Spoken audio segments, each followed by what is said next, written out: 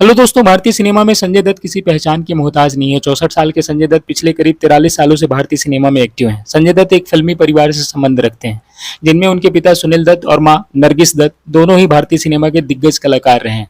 संजय दत्त ने अपने इस लंबे फिल्मी करियर में ढेर सारे उतार चढ़ाव देखे हैं और इनके साथ ही साथ उन्होंने ढेर सारी सफल फिल्में भी भारतीय सिनेमा को दी हैं।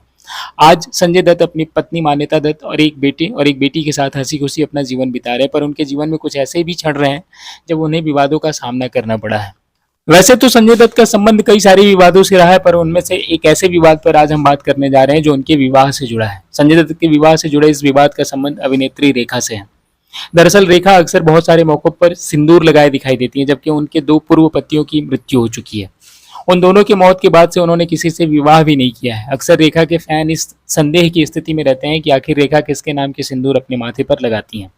फैंस के संदेह को हवा तब मिली जब एक अफवाह उड़ी कि रेखा और संजय दत्त एक दूसरे को काफी वर्षों से जानते हैं और वे दोनों एक दूसरे के साथ रिलेशनशिप में भी रह चुके हैं, और शायद उन दोनों ने किसी मंदिर में चुपके से शादी भी कर ली है, और यही कारण है कि रेखा सभी मौकों पर सिंदूर लगाए दिखाई देती हैं।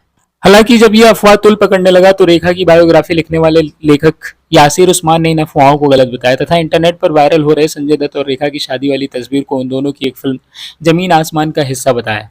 पर एक रिपोर्ट ये भी है कि जब संजय दत्त और रेखा 80s के टाइम में एक फिल्म में साथ काम कर रहे थे, तब वे दोनों एक दूसरे के बेहद करीब आ गए थे। अक्सर वे दोनों एक दूसरे के साथ समय बिताने लगे थे। जब उन दोनों की नज़दीकियों की खबरें मीडिया में आने लगी, तब संजय दत्त के पिता सुनील दत्त ने संजय दत्त को रेखा से दूर रहने की हिदायत दी थी, पर संजय दत्त ने साफ मना कर दिया था। ऐसा कहा जाता है कि संजय दत्त के मना करने के बाद सुनील दत्त ने रेखा को पर्सनली रिक्वेस्ट किया कि वो संजय दत्त से दूर रहें। हालांकि कुछ दिनों बाद वे दोनों एक दूसरे से दूर हो गए और संजय दत्त ने ऋचा शर्मा से 1987 में शादी कर ली, और दूसरी तरफ रेखा ने भी दिल्ली के एक बिजनेसमैन से शादी कर ली थी, पर कुछ महीनों बाद वो बिजनेसमैन आत्महत्या कर लिया था। और दूसरी तरफ संजय दत्त की पत्नी भी 1996 में ब्रेन ट्यूमर के कारण गुजर गई थी। हालांकि बाद में ये दोनों अपने अपने जीवन में आगे बढ़ गए, पर कुछ सालों बाद इन दोनों की पुरानी तस्वीर इंटरनेट पर माहौल गर्म कर दी। फिलहाल संजय दत्त ने ऑफिशियली रेखा के साथ विवाह वाली बात से इनकार किया है, लेकिन सच्चाई क्या है कौन जाने।